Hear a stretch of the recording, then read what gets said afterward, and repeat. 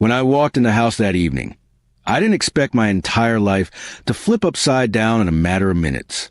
It had been a long day at work, and all I wanted was to unwind with my wife, maybe watch a little TV, and forget the stress. But fate had something else in store.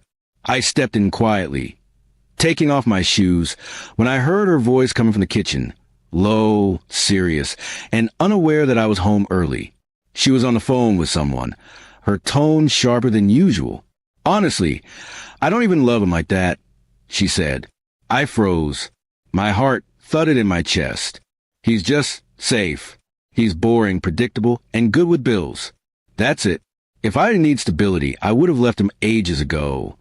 I couldn't breathe for a moment. I stood behind the wall, hidden but close enough to hear every word. "And don't even get me started on the bedroom," she laughed bitterly. "It's like lying next to a roommate. No spark, no passion. I miss you. I think about you all the time." I didn't need to hear anymore. My knees felt weak and my hands trembled. Everything I believed about my marriage began to crumble in that moment. I slowly backed away, not making a sound, and walked out the front door like a ghost. I couldn't face her. Not yet. Not like this. I sat in my car for an hour, replaying her words over and over. All the times I thought we were fine, all the times she smiled at me, held my hand. Was it all fake? I thought about the vacations, the quiet dinners at home, the silly arguments.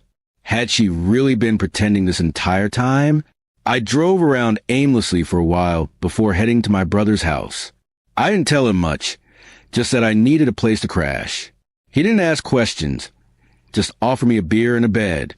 I barely slept that night. Her voice haunted me. I don't even love him like that. The next morning, I made up my mind.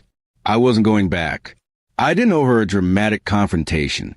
I owed myself peace. I called my boss and told him I needed time off. Then I called a lawyer.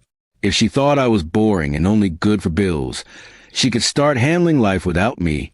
I returned to the house when I knew she'd be out, packed a bag, grabbed my important documents, and left a note. It was simple. I heard everything. "Don't call. I'm done."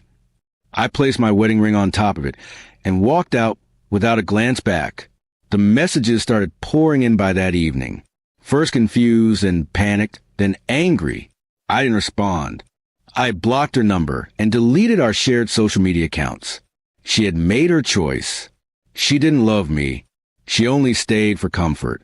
I refused to be someone's backup plan. Days turned into weeks. I stayed off the grid, focusing on myself. Therapy, gym, old friends I hadn't seen in years. Slowly, I started feeling like a human being again, not just a provider or roommate in a dead marriage.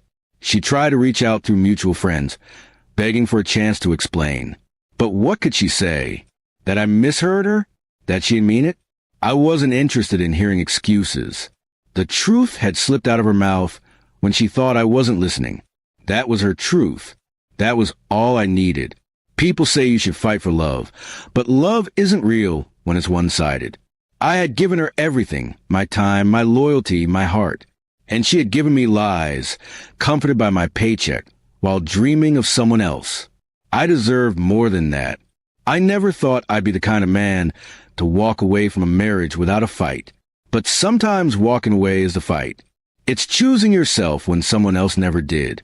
Maybe someday she'll realize what she lost. Maybe not. But one thing is certain, she'll never see me again. That chapter of my life is closed, and I'm finally free to write a new one.